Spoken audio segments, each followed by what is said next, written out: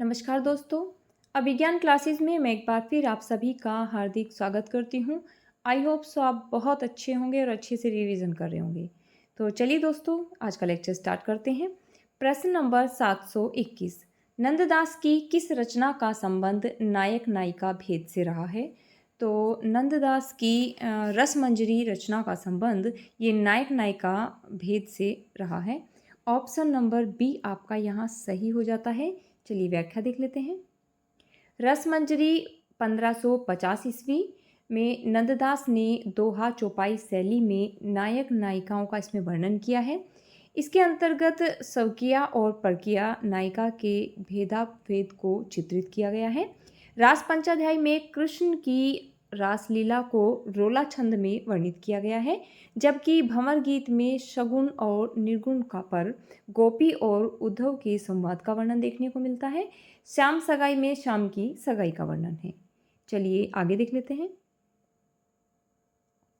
महाप्रभु वल्लभाचार्य के शिष्यों का वृत्तांत किस ग्रंथ में दिया गया है? तो महाप्रभु वल्लभाचार्य के शिष्यों का वृत्तांत ये हमें 84 वैष्णवन की वार्ता में देखने को मिलता है। ऑप्शन नंबर सी आपका यहाँ सही हो जाता है। चलिए व्याख्या देख लेते हैं। 84 वैष्णवन की वार्ता ये गोकुलनाथ की रचना है और इसमें वल्लभाचार्य के शिष्यों का जीवन व्रत वर्णित है। वहीं 252 वैष्णवन की वार्ता ये इसके रचनाकार गोकुलनाथ रहे हैं तथा इसके अंतर्गत विट्ठलनाथ के शिष्यों का जीवन व्रत वर्णित है। चलिए आगे देख लेते हैं। अष्टछाप के कवियों में प्रथम नियुक्त कीर्तनकार कवि कौन से थे? तो अष्टछाप के कवियों में प्रथम नियुक्त कीर्तनकार कवि ये कुंभन दास रहे हैं। ऑप्शन नंबर डी आपका यहाँ सही हो जाता है। व्याख्या देख लेते हैं। आचार्य रामचंद्र शुक्ल अपने हिंदी साहित्य के इतिहास में कृष्ण भक्ति शाखा के कवियों का सही अनुक्रम निम्नवत उन्होंने दिया है। अष्टछाप कवियों का जीवन क्रम हम देख लेते हैं एक बार।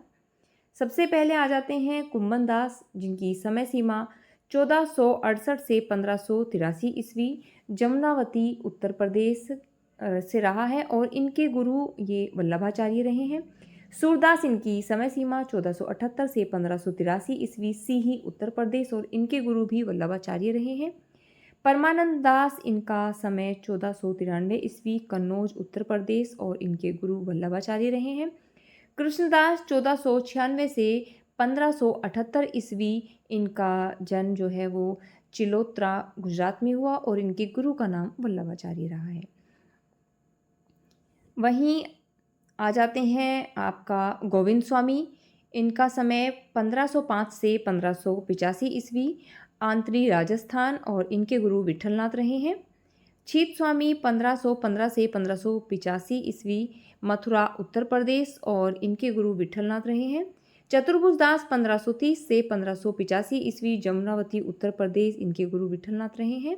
नंददास 1533 से 1583 ईस्वी रामपुर उत्तर प्रदेश और इनके गुरु विट्ठलनाथ रहे हैं। चलिए आगे देख लेते हैं। सूरसागर के पदों का भावानुसरण करते हुए किस कवि ने कृष्ण के जीवन का चित्रण किया है? तो ये ब्रजवासी दास ने किया है। ऑप्शन नंबर ए यहाँ आपका सही हो जाता है। चलिए व्याख्या देख लेते हैं। ब्रजवासी दास ये वृंदावन के रहने वाले तथा वल्लभ संप्रदाय के अनुयायी थे। इन्होंने सूरदास के पदों का भावानुसरण करते हुए भावविलास नामक ग्रंथ में कृष्ण के जीवन का चित्रण किया है। इस ग्रंथ में कथा भी सूरसागर क्रम से ही ली गई है और बहुत से स्थलों पर सूरदास के शब्दों और भावों की चौपाइयों में रखे गए हैं। इस बात को ग्रंथकारों ने भी स्वीकार किया है और यह रचना कुछ ब्रजभाषा में है। चलिए आगे देख लेते हैं। उज्ज्वल नीलमणि की रचयिता कौन है? तो उज्ज्वल नीलमणि ये रूप गोस्वामी की रचना है। ऑप्शन नंबर ए यहाँ आपका सही हो जाता है। वल्लभाचार्य की रचनाएं देख लेते हैं। पूर्व मीमांसा भाष्य और उत्तर मीमांसा भाष्य या ब्रह्मसूत्र भाष्य जो अनुभाष्य के नाम से प्रसिद्ध है, ये वल्लभाचार्य की रचनाएं हैं। वहीं अनुभाष्य वल्लभाचार्य का अधूरा ग्रंथ है जिसे उनके पुत्र विट्ठलनाथ ने पूरा किया था। चलिए आगे देख लेते हैं। यहाँ एक कथन दिया गया है। अष्टछाप में सूरदास के पीछे इन्हीं का नाम लेना पड़ता है। इनकी रचना भी बड़ी सरस और मधुर है। इनके संबंध में यह कहावत प्रसिद्ध है कि और कवि गढ़िया नंददास जड़िया। तो यह कथन किस आलोचक का रहा है? तो यह कथन आचार्य रामचंद्र शुक्ल का है। ऑप्शन नंबर ए यहाँ आपका सही हो जाता है। चलिए आगे देख लेते हैं।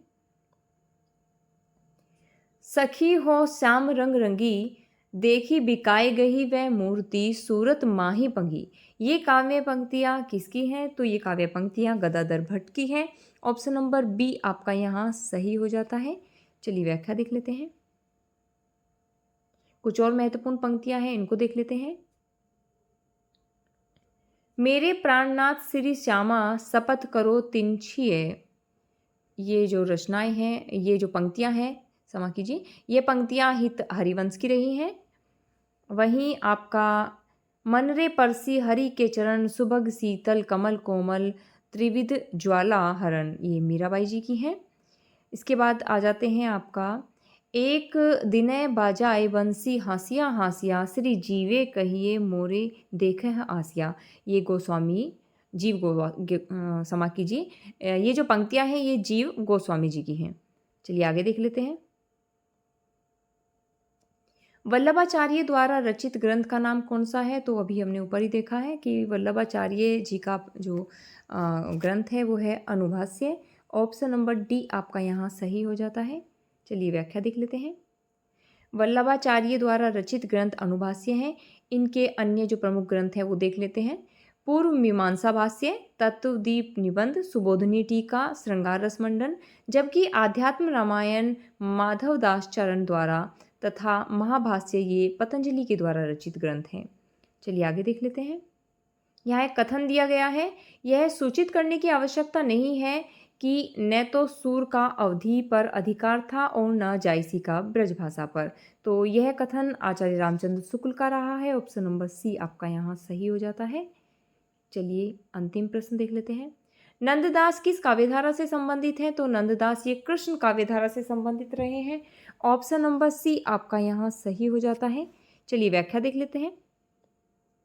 नंददास कृष्ण काव्यधारा से संबंधित है। इन्हें जड़िया कवि कहा जाता है। कृष्ण काव्यधारा के अन्य कवि हैं सूरदास, कुम्मन दास, चतुर्भुज दास, परमानंद दास, गोविंद स्वामी आदि।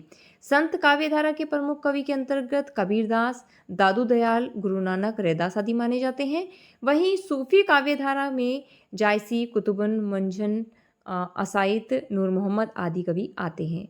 राम भक्ति काव्यधारा में तुलसीदास, नाभादास, अग्रदास, केशवदास और ईश्वरदास आ जाते हैं। तो चलिए दोस्तों, आज का ये लेक्चर यहीं समाप्त करते हैं और अगर आपको ये प्रयास अच्छा लग रहा है तो इसे लाइक, शेयर और सब्सक्राइब कीजिएगा। Thanks for watching.